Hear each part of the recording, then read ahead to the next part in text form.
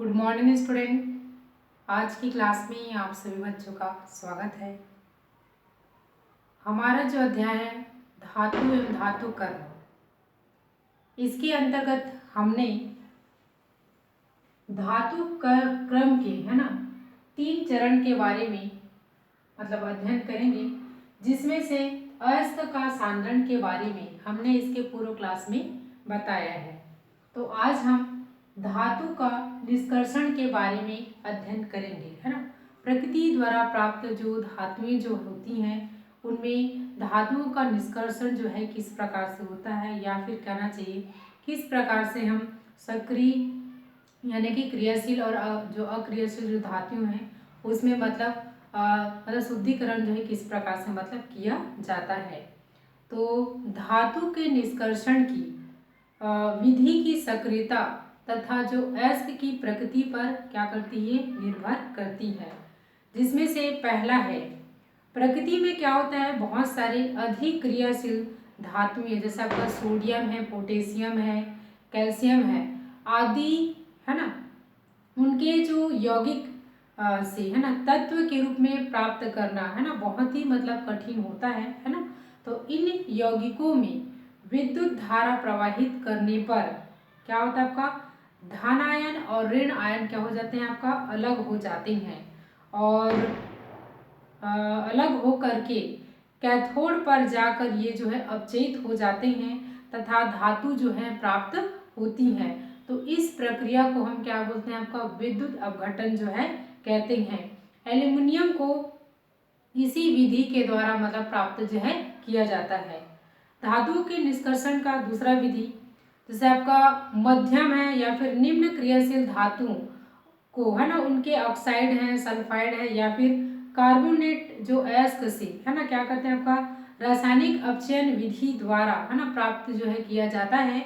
कुछ कम या निम्न जो सक्रिय जो धातु होते हैं, जैसे आपका पारा है ना, उसको उसके क्या करते हैं, आपका ऑक्साइड है या फिर जो सल्फाइड है से केवल गर्म करने पर ही उसको प्राप्त जो है किया जा सकता है। तो इस प्रकार से धातुओं का जो निष्कर्षण जो होता है ना, वो जो क्या होता है, धातु की सक्रियता और अयस्क की प्रकृति पर क्या करता है, आपका निर्भर जो है करता है।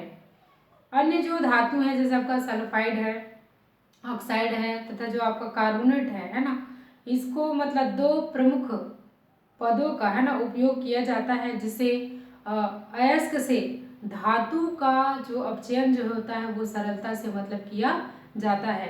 तो आइए हम इसी क्रम में अध्ययन करते हैं। तो सबसे पहले हम देखते हैं कि धातुओं के सल्फाइड है या फिर आपका कार्बोनेट अयस्क का ऑक्साइड में परिवर्तन किस प्रकार से होता है। तो परिवर्तन करने की यहाँ पर दो विधियां हैं, या फिर कहना चाहिए कि धातु के जो सल्फाइड है या कार्बोनेट अयस्क है ना, उसको क्या करते हैं, आपका ऑक्साइड में परिवर्तन करने की विधि पर क्या होता है, आपका उपस्थित जो क्या रहता है, आपका अशुद्धियाँ जो होती हैं ना, उस पर निर्भर करता है। तो यह जो है दो भागों में बांटा गया है, या फिर दो विधियों का प्रयोग जो है किया जाता है। एक होता है आपका भर्जन की प्रक्रिया और दूसरा जो होता है आपका निष्पातन की प्रक्रिया जो है होती है। तो सबसे पहले हम देखते हैं कि भर्जन क्या होता है ना। तो इस प्रक्रिया में हम क्या कर रहे हैं, आपका धातु के जो सल्फाइड अयस्क होते हैं है ना, उनका क्या कर रहे हैं, आपका जो अशुद्धियां उसको दूर कर रहे हैं, है ना।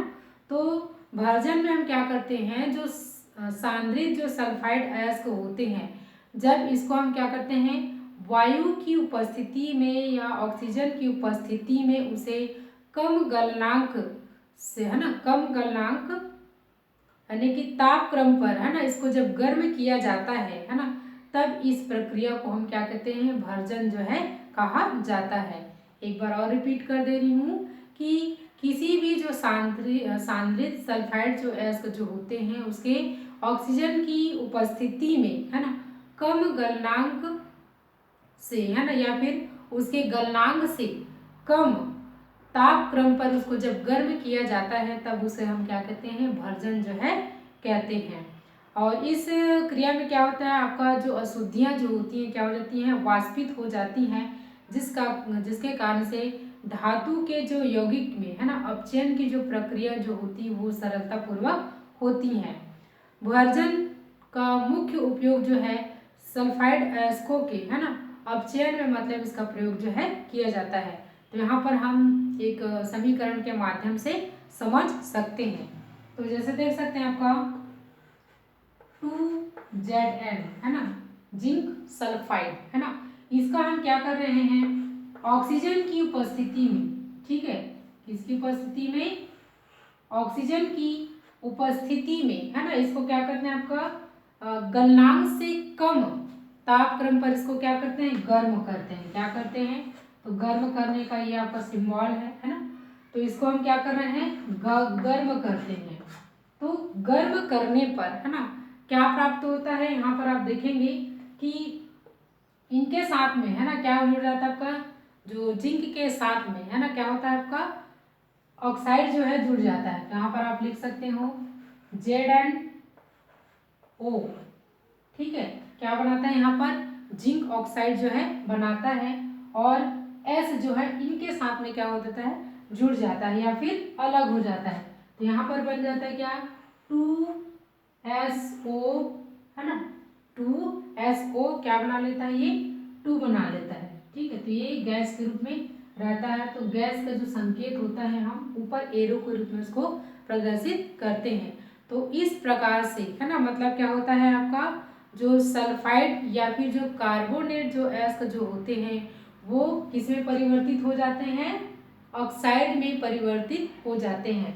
यहाँ पर आप देखेंगे ये जिंक सल्फाइड हुआ, तो जिंक सल्फाइड जो ऑक्सीजन के साथ में क्रिया किया तो ये जो सल्फाइड जो होते हैं क्या हो जाते हैं आपका गैस के रूप में वाष्पित हो जाते हैं। और यहाँ पर बचा क्या हमारे पास Zn बचता है और इसमें से है ना जो आपका एक जो ऑक्सीजन है ना मतलब 2 ऑक्सीजन जो होते हैं Zn के साथ में क्या जाते हैं जुड़ जाते हैं और क्या बना लेते हैं जिंक ऑक्साइड जो है बना लेते हैं। इस प्रकार से आपका धातु सल्फाइड या जो कार्बोनेट जो है इसको होते हैं वो उसका ऑक्साइड में परिवर्तन जो है हो जाता है।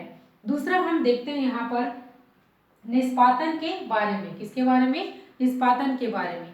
तो यहाँ पर भर्जन के मतलब ठीक विपरीत जैसे कि आपका जो सांद्रित जो अयस्क जो होता है जब उसे ऑक्सीजन की अनुपस्थिति में गलनांक से कम ताप पर इसको क्या किया जाता है गर्म किया जाता है तो इस प्रक्रिया को हम क्या कहते हैं निष्पादन जो है कहा जाता है। इस विधि का उपयोग जो है कार्बोनेट अयस्क के लिए प्रयुक्त जो है किया जाता है। तो यहाँ पर आप लिख सकते हैं समीकरण के माध्यम से इसको देख सकते हैं। तो कार्बोनेट अयस्क है तो Zn क्या हो जाएगा ये CO3 है ना, Zn आपका क्या हो गया धातु हो गया और ये आपका क्या हो गया CO3 कार्बोनेट अयस्क हो गया, ठीक है। तो इस प्रकार से हम क्या करें इसको ऑक्सीजन की अनुपस्थिति में गलनांक से कम तापक्रम पर इसको क्या करते हैं आपका गर्म जो है करते हैं। तो इस प्रकार से यहाँ पर ये क्या बन जाएगा ये बन जाएगा ZnO बन जाएगा, ठीक है। क्या बन जाएगा एक ऑक्सीजन जो है मतलब किसके साथ धातु के साथ में जुड़ जाता है, ठीक है। और क्या बन जाता है यहाँ पर CO2, तो CO2 गैस के रूप में रहता है तो ये भी क्या होगा आपका वाष्पित हो जाता है। तो यहाँ पर जो है ना क्या बन रहा है आपका कार्बोनेट जो अयस्क जो होते हैं वो क्या बना लेते हैं आपका ऑक्साइड में क्या हो जाते हैं आपका परिवर्तित जो है हो जाते हैं। तो इस प्रकार से है ना धातु जो सल्फाइड है और जो कार्बोनेट जो अयस्क है ना उसका जो है ना भर्जन तथा निष्पादन विधि के माध्यम से है ना उसका जो अशुद्धियां जो होती हैं उसको दूर किया जाता है। इसके पश्चात हमारा अगला टॉपिक है धातुओं के ऑक्साइड का धातुओं में अपचयन किस प्रकार से होता है। अयस्कों के जो ऑक्साइडों में है ना परिवर्तन के पश्चात धातुओं के ऑक्साइड का अपचयन जो है किया जाता है। धातु ऑक्साइड को है ना अपचायक तथा गालक के साथ में मिला करके है ना इसको गर्म किया जाता है तब द्रव मतलब धातु द्रव अवस्था में प्राप्त होती है ना। तो इस प्रक्रिया को ही हम क्या कहते हैं प्रगलन जो है कहते हैं। गालक सरलता से ना पिघलने वाली अशुद्धियों को हटाने में है ना क्या करती हैं ये सहायता करती हैं।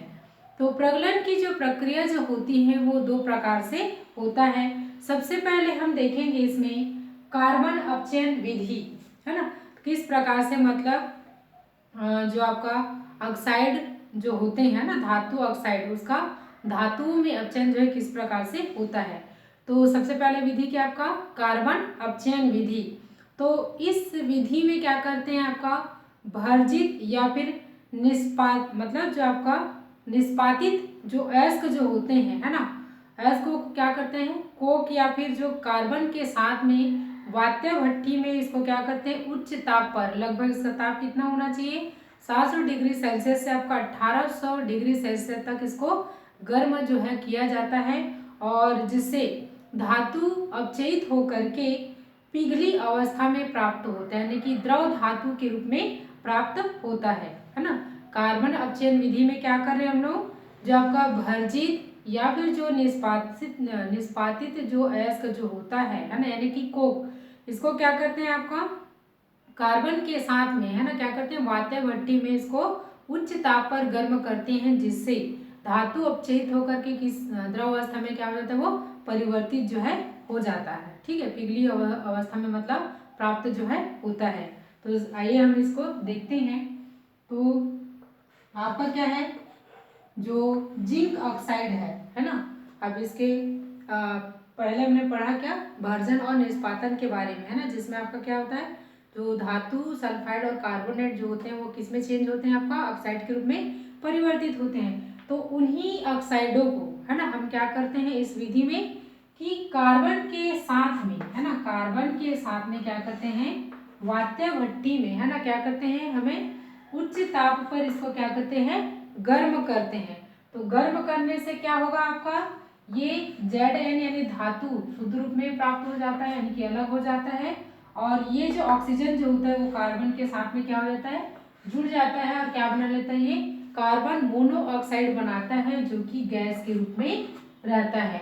तो इस प्रकार से आपका क्या किया जाता है कार्बन अपचयन विधि के माध्यम से, है ना, शुद्धतम रूप जो है मतलब प्राप्त किया जाता है, ठीक है। दूसरा हम देखेंगे रासायनिक अपचयन विधि। इस विधि में, है ना, क्या करते हैं आपका जो सक्रियता श्रेणी में, है ना, ऊपर स्थित जो धातु जो होते हैं वो अपने से नीचे स्थित धातु को क्या करते हैं उसके लवण के विलयन से क्या हो जाते हैं विस्थापित कर देते हैं, है ना, क्या करते हैं विस्थापित कर देते हैं, यानी विस्थापन का मतलब क्या स्थान को क्या कर लेते हैं आपका परिवर्तित जो है कर देता है। तो इस सिद्धांत का, है ना, उपयोग जो है ना विस्थापन विधि के द्वारा धातु का पृथक जो है आसानी से किया जाता है, ठीक है। तो इसको मतलब रासायनिक अपचयन विधि को मतलब विस्थापन विधि भी मतलब कहा जाता है। तो हमें इस कुछ उदाहरणों से मतलब इसको हम आसानी से इसको समझ सकते हैं। तो यहाँ देखते हैं जैसे आपका क्या है कॉपर सल्फेट है, क्या है आपका कॉपर सल्फेट है, इसका हम क्या कर रहे हैं अपचयन जो है करते हैं किसी धातु के साथ में या धातु के साथ में क्रिया कराते हैं। तो क्रिया कराने से आपका क्या होगा कि इसमें मतलब स्थान जो है क्या हो जाएगा परिवर्तित हो जाएगा। अब कैसे देखेंगे यहाँ पर यह आपका कैल्शियम सल्फेट है और यहाँ पर हम क्रिया किससे करा रहे हैं जिंक से करा रहे हैं। तो जिंक जो है क्या करता है आपका कॉपर का स्थान ले लेता है और कॉपर जो है जिंक का स्थान ग्रहण कर लेता है, ठीक है, मतलब क्या करना है आपका विस्थापित हो जा रहे हैं, ठीक है। तो इस विधि को विस्थापन विधि भी मतलब कहा जाता है। तो इस प्रकार से यहाँ पर क्या बन जाता है ये ZnSO4 का निर्माण कर लेता है और स्वयं कॉपर जो है क्या होता है अलग हो जाता है।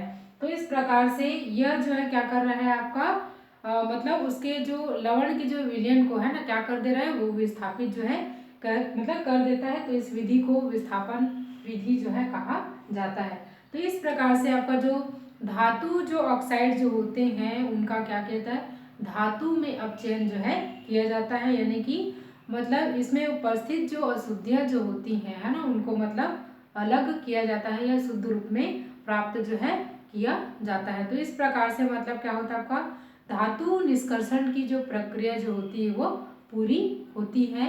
धन्यवाद।